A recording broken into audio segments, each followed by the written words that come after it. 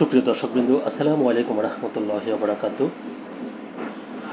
আপনারা সকলেই অবগত আছেন, গতকালকে জামাত নেতা এটিএম আজহারুল ইসলামকে মানবতা বিরোধী অপরাধের মামলায় ফাঁসির দণ্ডাদেশ থেকে বেকসুর খালাস দেওয়া হয়েছে। গতকালকে তিনি মুক্তি পেয়েছেন।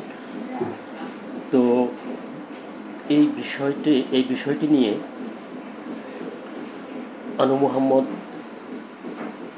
তার ফেসবুক থেকে একটি স্ট্যাটাস দিয়েছেন। আসিফ নজরুল তার সেই স্ট্যাটাসের নিচে আবার পাল্টা নিজের বক্তব্য তুলে ধরেছেন। তো যারা নিয়মিত পত্রিকা পড়েন, সে দীর্ঘ সময় থেকেই এই দুজন পত্রিকায় নিয়মিত কলাম লিখে থাকেন। সেই হিসেবে দুজনেই সারা দেশের মানুষের কাছে খুব পরিচিত ব্যক্তিত্ব। তো এই দুজন এই বিষয়টি নিয়ে পরস্পর বিরোধী অবস্থান তুলে ধরেছেন, যে যার জায়গা থেকে যুক্তি তুলে ধরেছেন। এই বিষয়টি উঠে এসেছে দৈনিক মানব জমিন পত্রিকার একটি সংবাদে।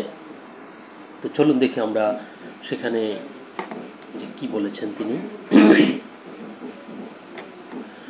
গণ অভ্যুত্থানকে আসিফ নজরুল যেভাবে উপস্থিত করেছেন তা ইতিহাসের চরম বিকৃতি, বলছেন আনু মোহাম্মদ।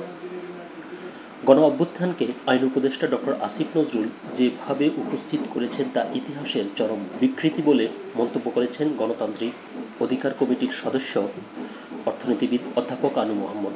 বুধবার দিবাগত রাত 12টার দিকে তার ফেসবুক স্ট্যাটাসে এই মন্তব্য করেন তিনি। ওই পোস্টে তিনি লেখেন, আসিফ নজরুল ভুল বলেছেন। 24-এর গণ অভ্যুত্থান হয়েছিল দুঃশাসন, নির্বাচন তামাশায় পরিণত করে জবরদস্তি ক্ষমতা ধরে রাখা, ভয়াবহ দমনপীড়ন, অভূতপূর্ব মাত্রায় দুর্নীতি, দখল লুণ্ঠন এবং সম্পদ পাচার, সীমাহীন ঔদ্ধত্য এবং সবশেষে নির্বিচার নৃশংস হত্যাকাণ্ড ও জুলুমের বিরুদ্ধে। এরকম শাসন ব্যবস্থার অবসান এবং বৈষম্যহীন গণতান্ত্রিক রূপান্তরের প্রত্যাশাও তৈরি হয়েছিল গণ অভ্যুত্থানের মধ্যে। আদেশক্রমী বিচার ব্যবস্থা পুনঃপ্রতিষ্ঠার জন্য, এই কথাটাতেই তিনি বলছেন যে আজহারকে যেভাবে মুক্তি দেওয়া হয়েছে সেটি আদেশক্রমে বিচার ব্যবস্থা। তার বড় অভিযোগের জায়গা হচ্ছে এই বাক্যটি, আদেশক্রমে বিচার ব্যবস্থা পুনঃপ্রতিষ্ঠার জন্য মানুষ জীবন দেয় নাই। 71-এর ঘাতক দালাল, মততন্ত্র নারী এবং ভিন্নমত বিদ্বেষী হিংস্র গোষ্ঠী, চাঁদাবাজ, দখলদার পুনর্বাসন বা তৈরির জন্য গণ অভ্যুত্থান হয় নাই। 24-এর গণ অভ্যুত্থানে অংশ নিয়েছেন দেশের সর্বস্তরের মানুষ, যাদের অনেকেই যুদ্ধ অপরাধী বিচারের জন্য লড়াই করেছেন। শ্রেণী, লিঙ্গ, জাতি, ধর্মীয় নিপীড়ন ও বৈষম্যমুক্ত দেশ প্রতিষ্ঠার চিন্তা ও লড়াইয়ে দীর্ঘদিন থেকে যুক্ত আছেন। এই গণ অভ্যুত্থানকে আসিফ যেভাবে উপস্থাপন করেছেন তা ইতিহাসের চরম বিকৃতি এবং অসংখ্য মানুষের প্রাণ, শক্তি, শ্রম আর প্রত্যাশার উপরে দাঁড়ানো একটি বড় অর্জনকে কলঙ্কিত করা। আমি এর প্রতিবাদ জানাই। বিষয়টি নিয়ে প্রতিক্রিয়া জানিয়ে অধ্যাপক আনু মোহাম্মদের এই স্ট্যাটাসের কমেন্টে আইন উপদেষ্টা লেখেন, আনু ভাইকে আমি শ্রদ্ধা করি, কিন্তু তিনি এখানে যেভাবে প্রতিক্রিয়া ব্যক্ত করেছেন তাতে আমি বিস্মিত হয়েছি। প্রথমত, তিনি যেসব কারণে গণ অভ্যুত্থান হয়েছে বলেছেন তাতে আমিও বলি, এসব লক্ষ্যে গত 15 বছর আমি সবসময় সোচ্চার ছিলাম, এখনও আছি। গণ অভ্যুত্থানের পর যতটুকু লিখেছি এটুকু সহজ ভাষায় ঠিক এসব লক্ষ্যের কথাই আমি লিখেছি।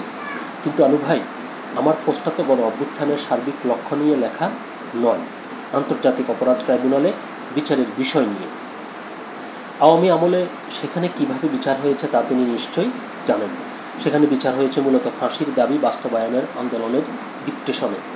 অভিযুক্তরা দোষী ছিল কি নাকি ছিল না, কিংবা দোষী হলে কতটুকু দণ্ড তাদের প্রাপ্য সেটি নির্ধারণে ডিউ প্রসেস ও ন্যায় বিচারের শর্তগুলো মেনে নয়। কাজেই সেই বিচার অপরাধী সাব্যস্তরা আসলে মানবতা বিরোধী অপরাধে অপরাধী ছিল নাকি তারা সেটি ছিল না তা নিশ্চিতকরণে ব্যর্থ হয়েছিল। এই ধরনের কথা আমি তখনও বলতাম, এই জন্য বিভিন্নভাবে নিগৃহীত হয়েছিলাম। ডক্টর আসিফ নজরুল আরও লেখেন, সেরকম একটি বিচারের ঘাটতি গতকালে সর্বোচ্চ আদালতের পর্যবেক্ষণে পরিলক্ষিত হয়েছে বলেই জামাত নেতা জনাব আজহার মুক্তি পেয়েছেন। গত 10 মাসের আরও বহু রায়ের মতো এই রায়ও আওয়ামী আমলের বিচারের ঘাটতিকে উন্মোচন করেছে। জুলাই গণ অভ্যুত্থান না হলে এই সুযোগ সৃষ্টি হতো না, কিন্তু তার মানে এই নয় যে জুলাই গণ অভ্যুত্থানের একমাত্র লক্ষ্য ছিল এটি।